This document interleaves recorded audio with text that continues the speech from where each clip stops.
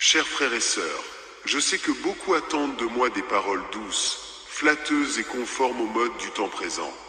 Mais le devoir d'un pasteur n'est pas d'applaudir au vent changeant, mais d'être comme un roc solide au milieu de la tempête. C'est pourquoi je vous le dis, la famille est la cellule première et fondamentale de la société, et elle est fondée uniquement sur l'union stable entre un homme et une femme.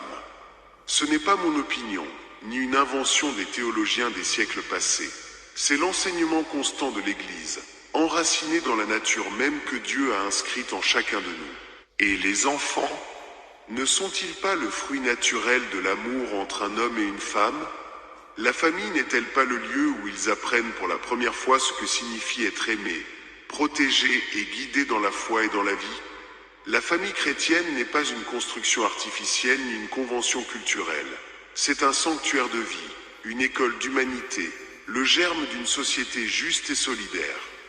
Je sais que beaucoup, surtout au sein de la communauté LGBTI, perçoivent ces paroles comme une condamnation. Mais écoutez bien, je ne vous condamne pas, je ne juge pas vos âmes. Je proclame seulement la vérité que j'ai reçue en héritage apostolique. Le mariage est un sacrement institué par le Christ et en tant que tel, ne peut être redéfini au gré des caprices du moment.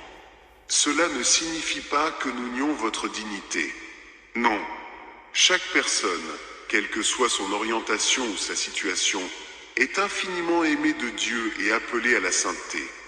Mais le véritable amour ne consiste pas à tolérer la confusion, mais à montrer le chemin qui mène à l'épanouissement. Je comprends que beaucoup soient blessés par ces paroles. Et je porte moi-même cette douleur dans mon cœur.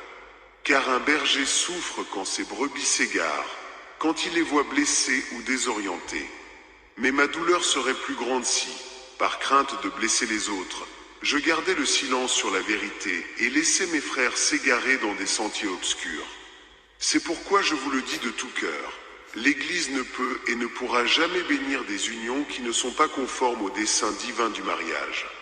Non pas par manque d'amour, mais parce que ce serait une trahison de l'Évangile. Mais je ne veux pas que ces paroles soient vécues comme un mur infranchissable.